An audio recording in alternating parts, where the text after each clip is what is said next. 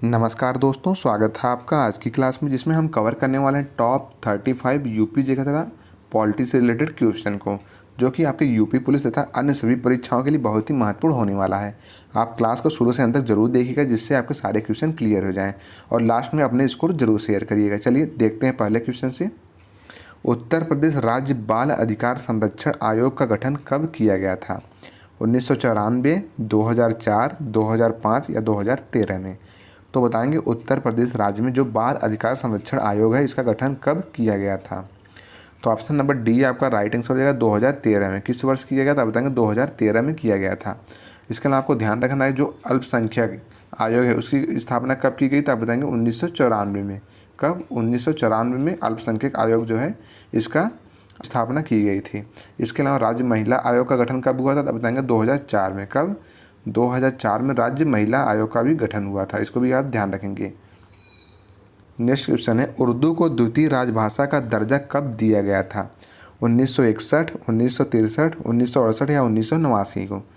तो option number D आपका right answer हो जाएगा 1989 को। कब दिया गया था? बताएंगे 1989 को उर्दू को द्वितीय राजभाषा का दर्जा दिया गया था। तो ऑप्शन नंबर डी आपका राइट आंसर हो जाएगा। अगला क्वेश्चन है, डॉक्टर भीमराव अंबेडकर संग्रहालय एवं पुस्तकालय उत्तर प्रदेश में कहाँ स्थित है?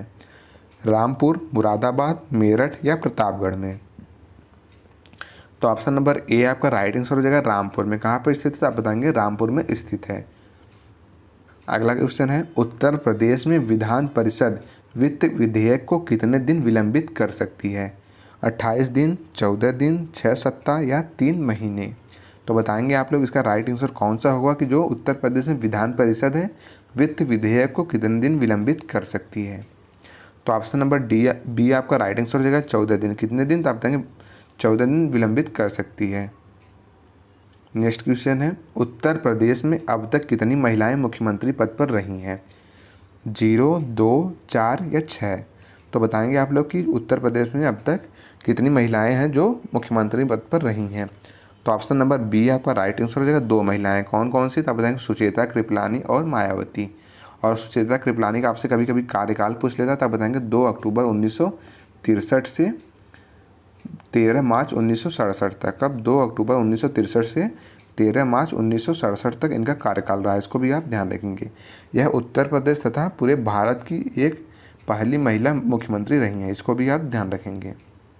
अगला क्वेश्चन है, उत्तर प्रदेश के किस जिले में देश के प्रथम पुलिस संग्रहालय की स्थापना की गई है? प्रयागराज, गाजियाबाद, लखनऊ या कानपुर में? तो ऑप्शन आपका बी राइट आंसर हो जाएगा गाजियाबाद में। कहाँ पे? तो बताएंगे गाजियाबाद में प्रथम पुलिस संग्रहालय की स्थापना की गई है। तो ऑप्शन नंबर बी आपका राइट आंसर हो जाएगा। नेक्स्ट क्वेश्चन देखेंगे, प्रशासनिक सुविधा के लिए उत्तर प्रदेश में कितने विकास खंड हैं? 200, 351, 546 या 826? तो ऑप्शन नंबर डी आपका राइट आंसर हो जाएगा 826 है। कितने? तो आप बताएंगे टोटल 826 विकास खंड यानी कि ब्लॉक हैं। इसके अलावा 351 तहसील हैं। इसको भी आप ध्यान रखें। कितने हैं? 351 तहसील हैं। अगला क्वेश्चन है, संगम योजना का मुख्य उद्देश्य है नदियों को परस्पर जोड़ना, नदियों को प्रदूषण मुक्त करना, विकलांगों का कल्याण वृद्धि करना या राष्ट्रीय एकता को बढ़ावा देना? तो बताएंगे इनमें से जो संगम योजना है उसका मुख्य उद्देश्य क्या है?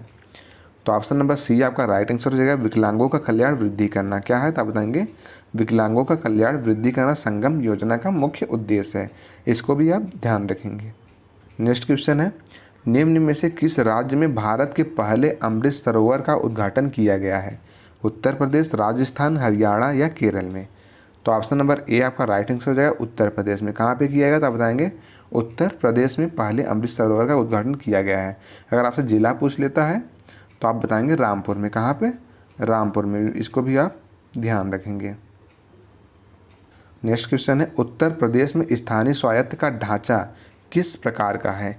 एक स्तरीय, द्विस्तरीय, त्रिस्तरीय या इनमें से कोई नहीं? तो ऑप्शन नंबर सी आपका राइट आंसर हो जाएगा त्रिस्तरीय। कौन सा? आप बताएंगे जो उत्तर प्रदेश का स्थानीय स्वायत्त का ढांचा है वह त्रिस्तरीय है। तो option number C right answer हो जाएगा। अगला क्वेश्चन है, अदा रंग और सदा रंग का संबंध संगीत की किस शैली से है? ख्याल से, ध्रुपद, चैती या इनमें से कोई नहीं? तो ऑप्शन नंबर ए आपका राइट आंसर हो जाएगा ख्याल से है। किससे है? तो आप बताएंगे जो अदा रंग और सदा रंग है इनका संबंध ख्याल विधा से है। इसको भी आप ध्यान रखेंगे।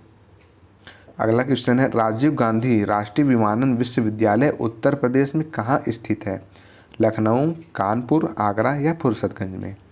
तो ऑप्शन नंबर डी आपका राइट आंसर हो जाएगा फुर्सतगंज में। कहाँ पे है तो आप बताएंगे फुर्सतगंज में है। और फुर्सतगंज कहाँ पे पड़ता है तो आप बताएंगे अमेठी में। कहाँ पे? अमेठी में पड़ता है, इसको भी आप ध्यान रखेंगे। अगला क्वेश्चन है उत्तर प्रदेश सरकार ने ऐतिहासिक इमारत से जुड़ा मछली का राज चिन्ह अंगीकार किया है? रोमी दरवाज़ा से, बुलंद दरवाज़ा से, दिल्ली गेट से या ताजमहल से? तो ऑप्शन नंबर ए आपका राइट आंसर हो जाएगा रोमी दरवाज़ा से। किससे ग्रहण किया था आप बताएंगे? रोमी दरवाज़ा से। अगला क्वेश्चन है उत्तर प्रदेश सरकार ने एंटी करप्शन पोर्टल की शुरुआत किस वर्ष की थी? 2005, 2009, 2018 या 2022 में? तो बताएंगे कि उत्तर प्रदेश सरकार ने जो एंटी करप्शन पोर्टल है इसकी शुरुआत किस वर्ष की थी? तो ऑप्शन नंबर सी आपका राइट आंसर हो जाएगा 2018 में। किस वर्ष की थी तो आप बताएंगे 2018 में।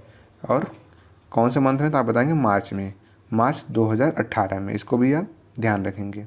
अगला क्वेश्चन है उत्तर प्रदेश लोकायुक्त एवं उप लोकायुक्त विधेयक किस वर्ष पारित किया गया था? 1972, 1975, 1980 या 1985 में? तो ऑप्शन नंबर बी आपका राइट आंसर हो जाएगा 1975 में। किस वर्ष से आप बताएंगे? 1975 में इसको पारित किया गया था। तो option number B right answer हो जाएगा।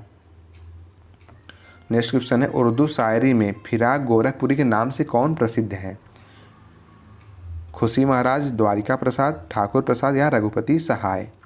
तो option number D right answer हो जाएगा रघुपति सहाय। कौन है तो आप बताएंगे उर्दू शायरी में जो फिराक गोरखपुरी के नाम से कौन प्रसिद्ध है तो आप बताएंगे रघुपति सहाय। तो option number D right answer हो जाएगा। अगला क्वेश्चन है उत्तर प्रदेश में वर्षा के समय गाए जाने वाला लोकगीत है? बिरहा, कजरी, रसिया या चैती?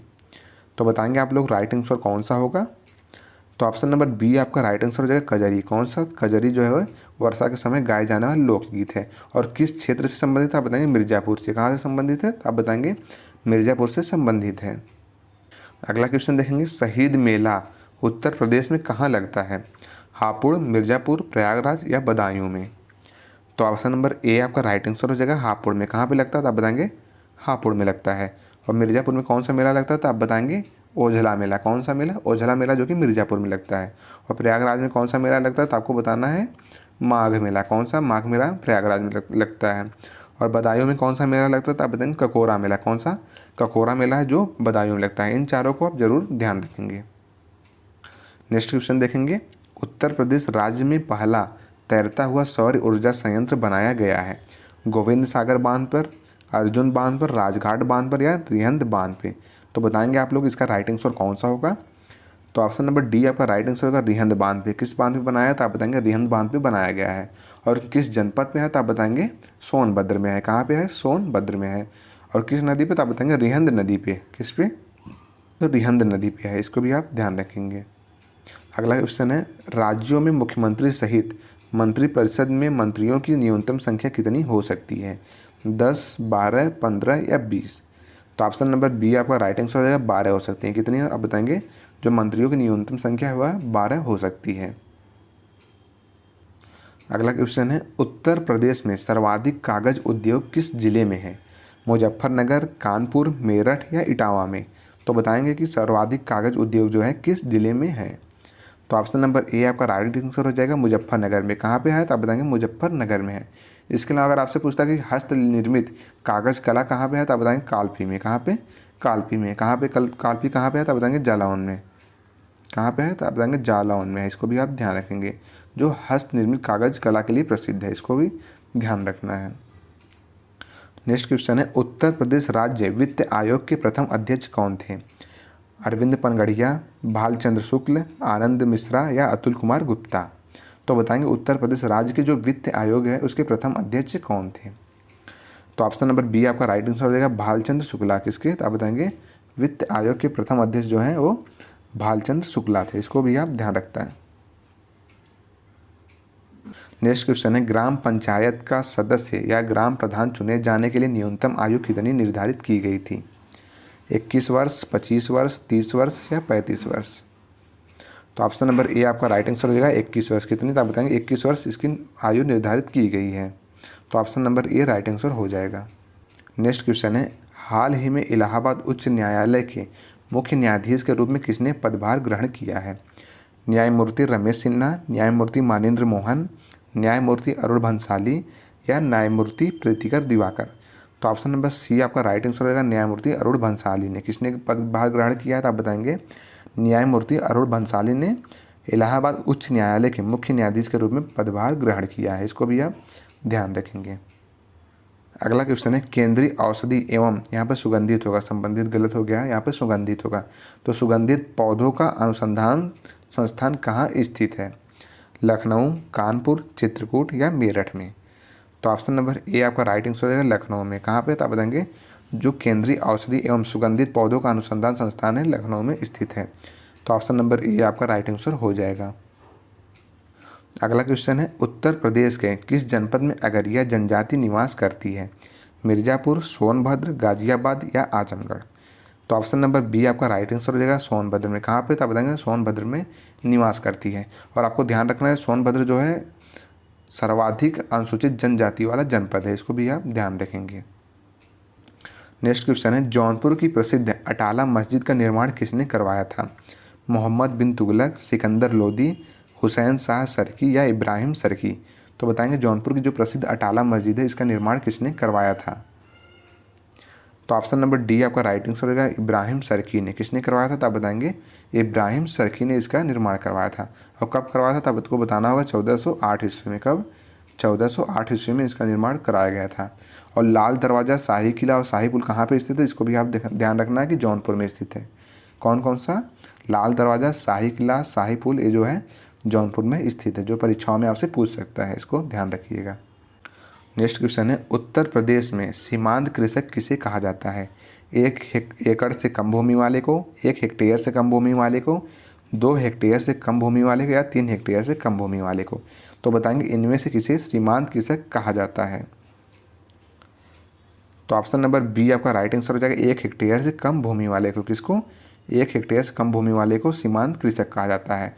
और जिनका 1 से 2 हेक्टेयर के बीच में होता है उसको क्या बोलते हैं? आप बताएंगे लघु किसान बोलते हैं। क्या बोलेंगे? लघु किसान बोलेंगे। और जिसका 2 से 4 हेक्टेयर के बीच में होगा तो आप उसको मध्यम, क्या अर्ध मध्यम बोलेंगे, अर्ध मध्यम किसान। और जिसका 4 से 10 में होगा, 4 से 10 हेक्टेयर के बीच में होगा तो आप उसको बताएंगे मध्यम किसान। कौन सा? मध्यम किसान होगा। और जिसका 10 हेक्टेयर से अधिक की खेती होगी या अधिक की खेती होगी या अधिक भूमि होगी उनके पास, तो उनको आप बृहद किसान की श्रेणी में रखेंगे। इसको भी आप ध्यान रखेंगे। अगला क्वेश्चन है उत्तर प्रदेश का बुंदेलखंड एक्सप्रेसवे चित्रकूट जिले से शुरू होकर निम्न में से किस जिले तक है? जालौन, बांदा, इटावा या आजमगढ़। तो ऑप्शन नंबर सी आपका राइट आंसर हो जाएगा इटावा तक। कहाँ से है? तो आप बताएंगे इटावा तक है। और इसकी टोटल लंबाई पूछ लेता है तो आप बताएंगे 296 किलोमीटर। कितना है? 296 किलोमीटर इसकी पूरी लंबाई है। इसको भी आप ध्यान रखेंगे। अगला क्वेश्चन है 2011 की जनगणना के अनुसार उत्तर प्रदेश का सबसे साक्षर जनपद कौन सा है? कानपुर नगर, गाजियाबाद, जौनपुर या गौतम बुद्ध नगर। तो ऑप्शन नंबर डी आपका राइट आंसर हो जाएगा गौतम बुद्ध नगर। कौन सा? गौतम बुद्ध नगर सबसे सर्वाधिक साक्षर जनपद है। और सर्वाधिक लिंगानुपात वाला पूछता तो आप बताएंगे जौनपुर। जौनपुर जो है सर्वाधिक लिंगानुपात वाला जनपद है। इसको भी आप ध्यान रखेंगे। अगला क्वेश्चन है भारतीय संविधान में कितने देशों से विशेषताएं ली गई हैं? 8, 10, 12 या 15 से। तो ऑप्शन नंबर बी आपका राइट आंसर हो जाएगा 10 देश से। कितने देश से? तो आप बताएंगे 10 देश से विशेषताएं ली गई हैं। इसको भी आप ध्यान रखेंगे। और अध्ययन कितने देश से, कितने देश के संविधान को किया गया था? बताएंगे 60 देशों को संविधान को अध्ययन किया गया। 60 देश के संविधान को अध्ययन किया गया था जिसमें से 10 देश से इसकी विशेषताएं ली गई हैं। इसको भी आप ध्यान रखेंगे। अगला क्वेश्चन है उत्तर प्रदेश पुलिस ने अपना एंथम सॉन्ग कब लॉन्च किया था? 2020 में, 22 में, 2023 या 2024 में। तो बताएंगे आप लोग इसका राइट आंसर कौन सा होगा? तो ऑप्शन नंबर सी आपका राइट आंसर हो जाएगा 2023 में। अगर डेट पूछता तो आप बताएंगे 16 अगस्त 2023 को। कब? 16 अगस्त 2023 को उत्तर प्रदेश पुलिस ने अपना एंथम सॉन्ग लॉन्च किया था। तो option number C right answer हो जाएगा। नेक्स्ट क्वेश्चन है स्वतंत्र भारत के पहले रक्षा मंत्री कौन थे? जवाहरलाल नेहरू, डॉक्टर राजेंद्र प्रसाद, भीमराव अंबेडकर या सरदार बलदेव सिंह। तो ऑप्शन नंबर डी आपका राइट आंसर हो जाएगा सरदार बलदेव सिंह। कौन थे? तो आप बताएंगे सरदार बलदेव सिंह स्वतंत्र भारत के पहले रक्षा मंत्री थे। और भीमराव अंबेडकर जी क्या थे? तो आपको बताना है पहले कानून मंत्री थे। कौन थे? पहले कानून मंत्री थे। और डॉक्टर राजेंद्र प्रसाद ये पहले खाद्य एवं कृषि मंत्री थे, इसको भी आप ध्यान रखेंगे। और प्रधानमंत्री कौन थे तो आप बताएंगे जवाहरलाल नेहरू थे। तो इन सबको आप ध्यान रखेंगे। नेक्स्ट क्वेश्चन है, भारत में किसी राज्य की सीमाओं को बदलने के लिए कौन अधिकृत है? भारत के प्रधानमंत्री, संसद, राज्य विधानमंडल या केंद्रीय गृह मंत्री? तो बताएंगे आपकी इनमें से कौन है जो भारत की सीमाओं को बदलने के लिए अधिकृत है। तो ऑप्शन नंबर बी आपका राइट आंसर है, संसद। किसके पास अधिकार है तो बताएंगे संसद के पास अधिकार होता है, किसी राज्य की सीमाओं को बदल सकती है। इसको भी आप ध्यान रखेंगे। तो option number B right answer हो जाएगा।